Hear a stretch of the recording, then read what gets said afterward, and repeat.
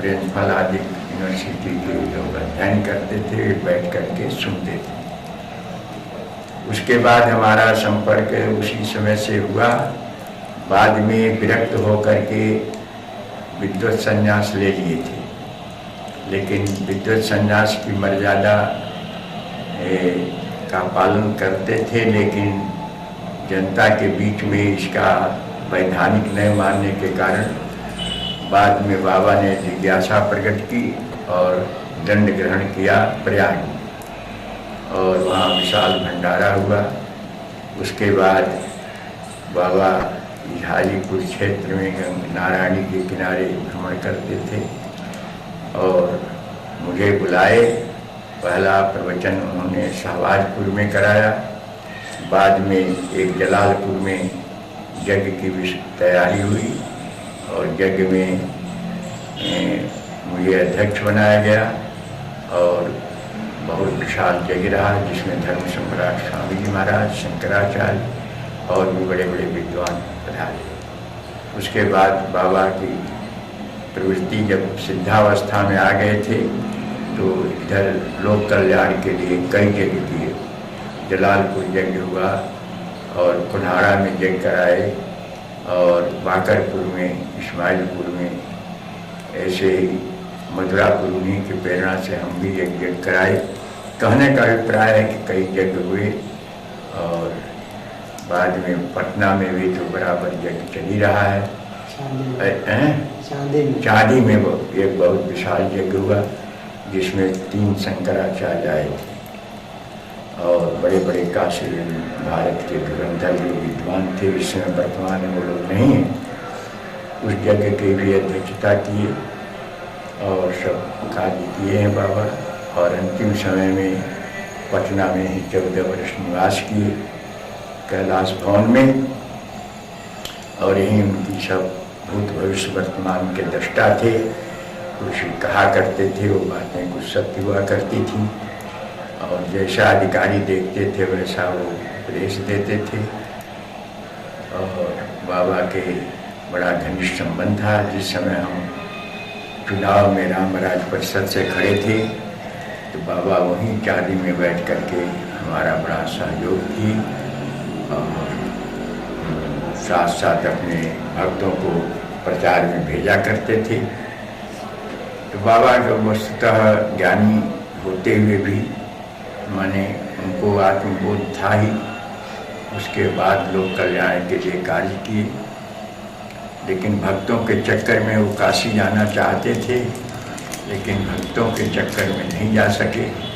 उसका परिणाम लेकिन अंतिम बार उनकी इच्छा की पूर्ति शरीर जा करके काशी में ही प्रवाहित किया गया, समाधि दी गई और उनके भक्त लोग कई स्थानों में समाधि बना रहे हैं, मूर्ति बैठा रहे हैं।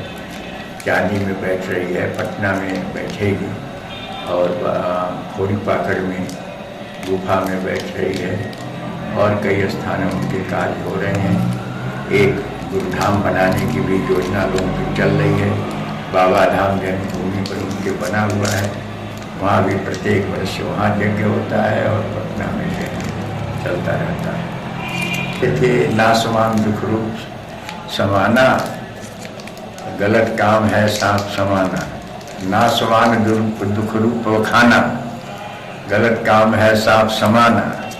निस दिन मन मह करो विचारा, सुखप्रद राम दुखद संसारा। ये उनका सिद्धांत था। और नासवान दुख रूप है, गलत काम सांप के समान है और काम की सच्चाई ही भक्ति है और संसार मिथ्या है, भगवान सत्य हैं। ये संसारिक कार्य करते हुए सत्य भगवान को नहीं भूलना चाहिए। और कोई घटना का सुनाने तो क्या नहीं। और कोई घटना ऐसी कुछ बाबा के साथ जो कहीं घटी? बाबा के साथ तो कई जगह घटी हो, लोग जानते हैं। आपके साथ में जाते हुए बाबा के साथ कहीं कुछ? बाबा साहब हम ज्यादा रहे थोड़े, तो ज़्यादा नहीं समझ नहीं रहे। भेंट करते थे, बातचीत करते थे और साथ साथ तो महाराज के साथ कुछ नहीं रहे। काशी में एक साथ थे कि नहीं? काशी में मध्यमा तक बिरला विद्यालय में पढ़े थे। एक साथ पढ़ते थे? एक साथ पढ़े हुए हैं बाबा के साथ के आप? नहीं, बाबा के साथ, बाबा के अवस्था आगे दूसरे विद्यालय में थे, हम दूसरे जगह थे। क्या बिरला विद्यालय में संस्कृत विद्यालय से संस्कृत से मध्यमा किए थे। उसके बाद उनको अनुभव जब होता है तो बिना पढ़ाए भी बहुत सारा उनको सब चीज़ का ज्ञान था। अब आप कैसे यहाँ मने कितना वर्ष की उम्र से निकले? हमरो इसमें क्या अपना विषय अपने कहा जाता है। तो आखिर आप नहीं बतलाएंगे तो लोग कैसे जानेंगे? हम लोग तो आपके साथ में है नहीं, जो आप कहेंगे प्रश्न हो तो बताएं। तो वही मैंने अपने विषय आ जाएगी। हमारा हल्का सा ज्यादा प्रश्न यह है तो आप कब घर छोड़े? जी जी हाँ। घर पर हम अध्ययन करते थे प्राइमरी में, और बराबर हनुमान चालीसा आदि का पाठ, रामायण का पाठ करते थे। और हमको जो है 3 पढ़ने के बाद 3 तक पढ़े थे, घर छोड़ दिए। उसके बाद बरहज में अध्ययन किए कुछ दिन। उसके बाद काशी में आकर उड़िया संस्कृत पाठशाला में पढ़े। उसके बाद विश्वविद्यालय में पढ़े, और वहाँ से व्याकरण पढ़ने के बाद धर्म संघ विद्यालय में वेदांत का अध्ययन किए। शंकराचार्य कहने पर अंतिम आचार्य वर्ष छोड़ दिए, शास्त्री के आचार्य छोड़ दिए। और उसके बाद महाराज जी के संबंध के कारण हम थोड़ा राजनीति में आ गए, और राम राज्य परिषद धर्म संघ के प्रचार में संलग्न रहे। वही अब जीवन भर चल रहा है, प्रचार प्रसार। और विशेष बात है क्या बता, इलेक्शन में भी खड़ा हुए थे क्या? हाँ। कहाँ से हुए थे आप? यही वैशाली से, हाजी टोरे यहाँ से। वैशाली में मैंने कौन क्षेत्र से हुए थे? कौन क्षेत्र से हुए थे? वैशाली जो है, वैशाली नहीं, हाजीपुर से खड़े थे। उसमें हरिजन क्षेत्र नहीं था, उस हरिजन क्षेत्र नहीं था, हाजीपुर क्षेत्र से खड़ा। 65,000 वोट, 60,000 वोट मिला था। 10-5,000 से वोट से हार गए, और सेकंड पोजीशन था सब लोग। और इस माने उसके बाद फिर इलेक्शन लड़ने का? उसके बाद हमको वैराग्य हो गया, संन्यास। उस समय कुछ सिद्धांत की लड़ाई होती थी। अब तो माई इज राइट लड़ाई हो रही है, लाठी और भारत से लड़ाई हो रही है, गुंडे से लड़ाई हो रही है। और पहले ये सब बातें नहीं थी। केवल 4,500 रुपया खर्च किए थे और 60,000 वोट मिला था। बालकों का वोट था नहीं उस समय, 18 वर्ष वालों। अब इच्छा है या नहीं है इलेक्शन? और क्या इच्छा, मरने के डारे या इच्छा लगा? अब इच्छा नहीं। आपकी एज के तो लोग, बहुत लोग इलेक्शन लड़, आपकी एज के तो बहुत लोग अभी लोग चाहते हैं, लेकिन अब पैसा लड़ाई की हो गई, गुंडई की हो गई, तो दोनों चीज हमारे पास नहीं, ना गुंडा है ना पैसा है। कुछ नहीं। लोग पूछते जरूर हैं कि साधु लोगों को राजनीति नहीं बोलना चाहिए, लेकिन आप समझ लीजिए कि राजनीति गुंडों की कटौती नहीं है।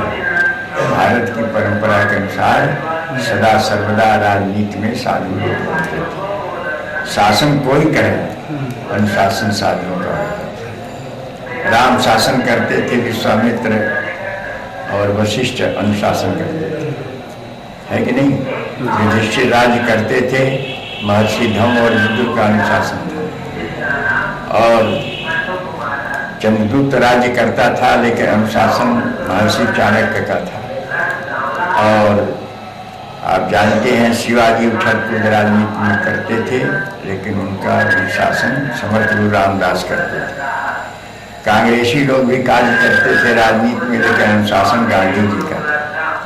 अब राजनीति में कोई साधु न रहने के कारण आज राजनीति गुंडों की बकौती हो गई। आज का नारा है कि खेत किसका जो जोता है उसका, मकान किसका जो रहे उसका, दुकान किसकी जो बैठे उसका। अब आगे चल करके यदि इसी तरह ढीलापन जनता में रहा तो आगे ये भी नारा सुन लीजिएगा कि औरत किसकी जो है उसकी।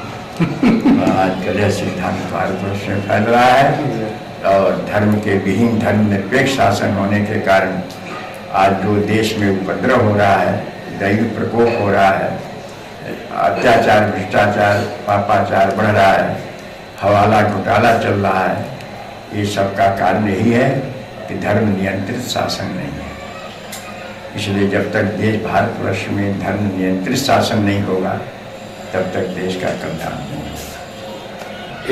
हाँ बोलिए। एक बार हमसे लोगों ने पूछा, समस्या दी कि भारत देश रसातल जाए, तो हमने विचार किया कि भारत क्यों, जो देश नास्तिक हैं, अमेरिका, रूस, फ्रांस, चीन, जापान, इनको जाना चाहिए, भारत क्यों जाएगा। लेकिन फिर गंभीरता से विचार किए तो अंग्रेजों के जमाने से पचुगुनी गोहत्या हो रही है। तो मैंने कहा कि आज के भोजपुरी में बताया कि कारण क्या है, यही कारण भारत देश रसातल जाई।